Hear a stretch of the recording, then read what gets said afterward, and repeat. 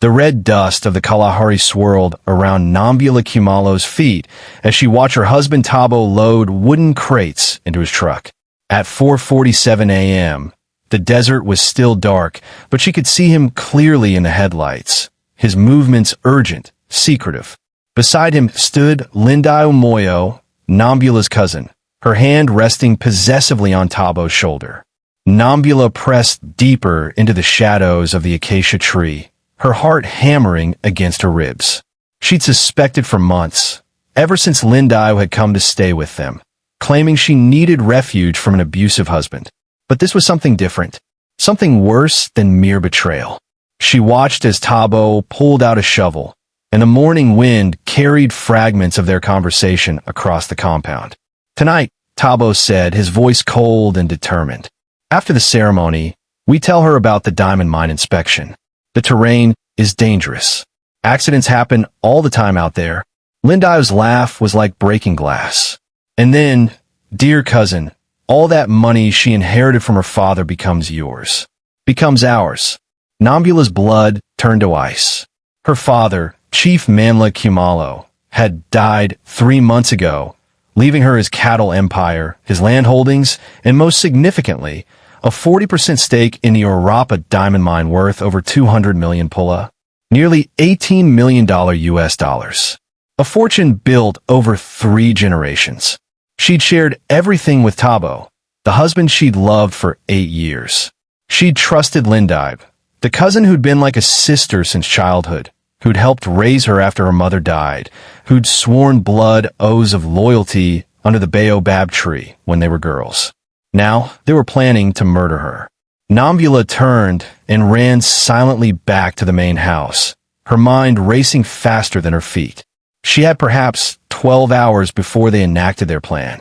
12 hours to decide whether to run, to fight, or to die. But she didn't have 12 hours. The traditional ceremony that afternoon was meant to honor Chief Manla's memory, a final ritual to transfer his ancestral blessings to Nambula as his heir. The entire village of Millionaire had gathered, over 300 people dressed in vibrant colors, singing the old songs, dancing the old dances. Nambula stood in the center of the compound, wearing her father's leopard skin cloak, the symbol of chieftainship heavy on her shoulders. The medicine man, Tao, blessed her with sacred herbs, speaking in the ancient tongue about duty, honor, and the protection of ancestors. She caught Tabo's eye across the crowd. He smiled at her, the same warm smile that had made her fall in love at 19, and she felt bile rise in her throat. Beside him, Lindayo waved, her expression sisterly and affectionate, as false as fool's gold. "The ancestors are restless," Tao whispered to Nambula as he passed her the ceremonial beer. His ancient eyes seemed to see through her skin and her terrified soul. "Be careful of those who smile with serpent's teeth." But the warning came too late. After the ceremony, as the sun began its descent toward the horizon, painting the sky in shades of orange and purple, Tabo approached with his truck keys in hand. "My love," he said, kissing her forehead with practiced tenderness. "We should go check the northern boundary. There's been talk of poachers near the mine access road. We need to assess the situation before the board meeting next week." Nambula's throat went dry. This was it, the moment they'd planned. She glanced desperately around the compound, but most guests had already departed. Lindayo stood by the truck waiting. "Lindayo should come too," Tabo added, as if it were an afterthought. Extra eyes in dangerous territory. Every instinct screamed at Nambula to refuse, to run, to call for help. But she was the daughter of a chief, raised to face danger with dignity. And perhaps, a small desperate part of her hoped she'd misunderstood their conversation that morning. She climbed into the truck. They drove for 2 hours into the deepening desert, the landscape growing increasingly desolate, the road becoming little more than tire tracks in sand. The sun had set completely when Tabo finally stopped the vehicle near a cluster of ancient rock formations, far from any village or witness. "Why are we stopping here?" Nambula asked, though she already knew. Tabo's expression shifted, the mask of loving husband falling away to reveal something cold and hungry underneath. "Because this is where it ends." Lindio moved with shocking speed, grabbing Nambula's arms from behind. Nambula fought, screaming, but her cousin was stronger, hardened by years of farm work. Tabo pulled out a rope, binding Nambula's hands with brutal efficiency. "Why?" Nambula choked out, tears streaming down her face. "I loved you. I trusted both of you. Love doesn't pay for the life I deserve," Tabo said, dragging her from the truck. "Do you know what it's like being married to a rich woman? Everyone's seeing me as the chief's son-in-law, never as my own man. Your father looked down on me for 8 years. Well, now his precious daughter's fortune belongs to me. We belong together," Lindio added, her voice gleeful with madness. "We always have, since before he met you. But you had the name, the money, the status. You had everything, and you didn't even appreciate it. They've been lovers all along, perhaps even before Nambula's marriage." The betrayal was a blade twisting in her chest, more painful than the ropes cutting into her wrists. Tabo hauled her toward a deep pit in the ground, an old abandoned mine shaft that descended into darkness. The opening was perhaps 2 meters wide, a throat of earth waiting to swallow her whole. "You'll die slowly down there," Tabo said matter-of-factly, as if discussing crop yields. "Dehydration, probably. Maybe you'll break bones in the fall. Either way, no one will find you. In 3 days, I'll report you missing. A tragic accident during the mine inspection. The grieving husband inherits everything. The ancestors will curse you," Nambula whispered, her voice breaking. "My father's spirit will haunt you forever." Tabo laughed. "I don't believe in ancestral spirits. I believe in money." He pushed her toward the edge. Nambula fought with desperate strength, but Lindio struck her from behind, and then she was falling, tumbling into darkness, her scream echoing off stone walls as consciousness fled. Nambula woke to absolute darkness and agony. Her left leg was broken, the bone jutting at an unnatural angle. Her shoulder was dislocated. Blood ran sticky and warm down her face from a head wound. Above, she could hear the sounds of shoveling, the impact of dirt and rocks cascading down into the shaft. They were burying her alive. "No," she screamed, her voice raw. "Please, God, please." But only more dirt answered, filling the air with dust that choked her lungs. She crawled desperately away from the opening, dragging her broken body deeper into the mine shaft, into horizontal tunnels that branched off from the main descent. Behind her, the burial continued, sealing her tomb. Hours passed, maybe days. Time lost meaning in the absolute darkness. Nambula drifted in and out of consciousness, fever from her wounds making her hallucinate. She saw her father, Chief Mandla, his face stern but loving. She saw her mother, dead these 20 years, beckoning her toward peace. She should have died. She wanted to die. The pain was unbearable, the thirst maddening, the darkness suffocating. But something kept her breathing. Something angry and unbreakable, forged in betrayal and watered with rage. She would not die here. She would not let them win. On what might have been the 3rd day, or perhaps the 4th, Nambula's searching hands found water, a small underground spring seeping through the rock. She drank greedily, the moisture like salvation on her cracked lips. Nearby, her fingers discovered mushrooms growing in the dampness, pale fungal growths that might be poisonous but might also keep her alive. She ate them and lived. Deeper in the tunnel system, she found an old mining camp, abandoned decades ago. Rusted tools, rotting canvas, and most importantly, matches in a sealed tin. The first flame was a miracle, revealing a world of narrow passages and ancient rock. Nambula splinted her leg with boards from a collapsed mine cart. She popped her shoulder back into place, screaming into the darkness. She bandaged her head with strips torn from her ceremonial dress, the same dress she'd worn to honor her father. And she began to move. The mine system was vast, tunnels connecting to other tunnels, some collapsed, others leading deeper into the earth. But miners always dug toward something, water, minerals, or exits. Nambula followed the subtle flow of air currents, the whisper of wind that meant an opening somewhere ahead. Days became weeks. She survived on mushrooms, underground springs, and eventually bats that she caught and ate raw. Her body grew lean and hard. Her mind sharpened into a single point of purpose: survival, then revenge. She talked to herself in the darkness, talked to her father's spirit, to the ancestors whose protection Tao had invoked. She promised them justice. She swore oaths of vengeance that echoed through stone corridors. And one day, after 6 weeks underground, she saw light. The opening was small, barely wide enough for her emaciated body to squeeze through, hidden behind brush on a hillside 20 kilometers from where she'd been thrown into the shaft. She emerged into blinding sunlight like a creature birthed from nightmare, her skin pale from darkness, her hair matted, her eyes wild. A goat herder boy saw her and ran screaming about spirits and demons. Nambula collapsed in the red dust and laughed until she cried. She walked for 3 days, avoiding villages, avoiding people. She needed to stay dead a while longer. She needed to see what Tabo and Lindai had built on her grave. When she finally reached the outskirts of Modezzy, the village was transformed. A large new house was being constructed where her father's modest compound had stood. Expensive vehicles filled the driveway. Through the windows, she could see Lindai, heavily pregnant, directing servants with imperious commands.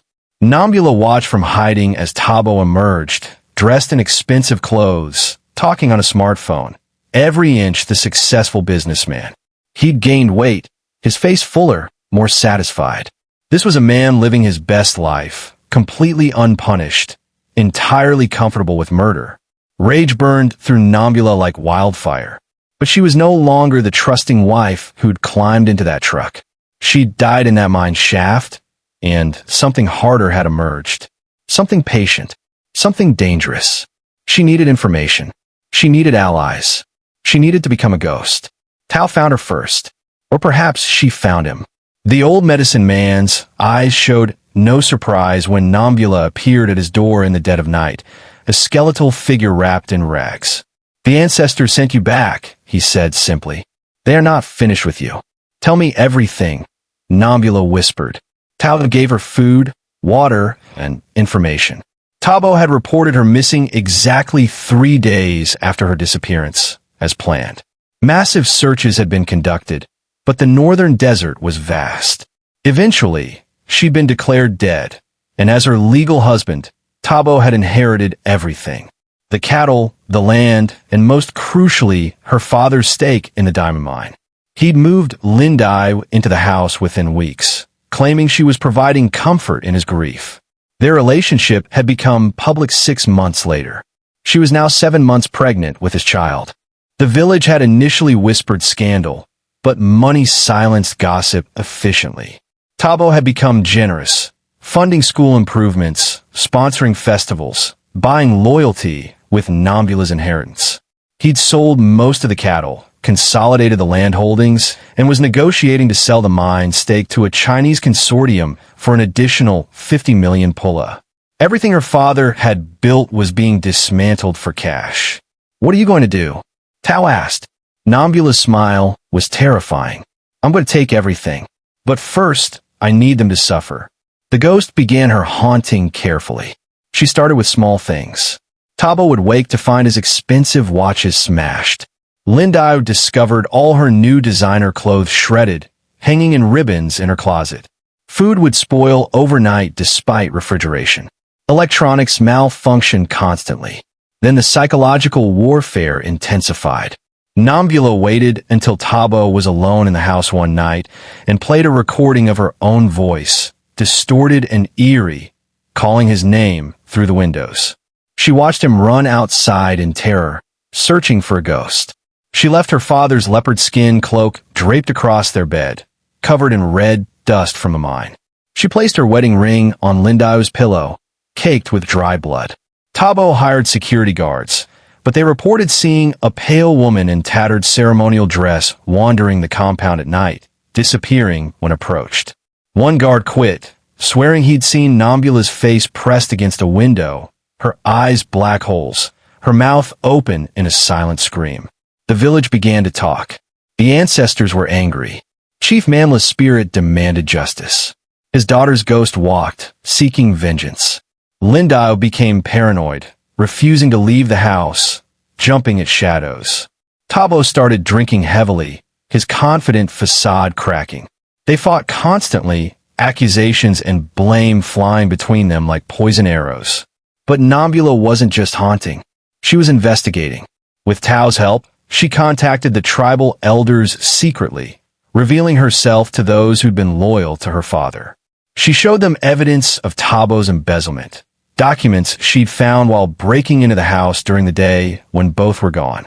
He'd been stealing from the mine account for years, long before her death. She traveled to Gaborone and met with her father's lawyers, appearing like a resurrection. The shock on their faces was worth every painful step of her journey. She reclaimed her identity with DNA tests, fingerprints, and intimate knowledge no ghost could possess. Legal proceedings began immediately, complex and quietly executed. Tabo's authority over her estate was challenged. The will was contested. Investigations into her disappearance were reopened with new questions, all while the haunting continued. The confrontation came on the anniversary of Nambula's death. She waited until Tabo and Lindheim were hosting a lavish party, celebrating their engagement, showing off their wealth to village officials and business partners. The new house was complete, a monument to their crime. Nambula walked through the front door at midnight, no longer hiding, no longer a ghost. She wore her father's leopard skin cloak, her hair styled in the traditional way of a chief's daughter, her bearing regal despite her still healing body. Behind her stood Tao, the tribal elders, police officers, and lawyers with briefcases full of documentation. The party stopped. Someone screamed. A glass shattered. Tabo's face went white as death, his eyes bulging with impossible terror. "No," he whispered. "No, you're dead. I buried you. You're dead. You tried," Nambula said, her voice carrying across the stunned silence. "You threw me into a mine shaft. You buried me alive. You left me to die in darkness and pain." Lindau collapsed, her pregnant belly making her fall awkward and heavy. "It was his idea," she sobbed immediately. "All his idea. I just went along. I was afraid of him." "Liar." Tabo lunged at Nambula, but police officers restrained him. "You lying bitch. You were in on it from the start." "I was in a tomb for 6 weeks," Nambula continued, her voice steady despite the trembling in her hands. "I drank from underground springs. I ate mushrooms and bats. I set my own broken bones. I crawled through kilometers of abandoned tunnels in absolute darkness because I refused to let you in." She gestured to the lawyers.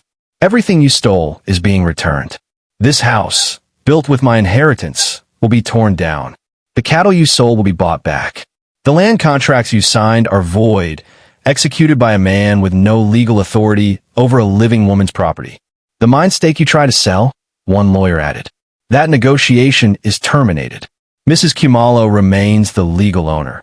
Tabo struggled against the officers holding him, his face purple with rage and fear. "You can't do this. I'm your husband.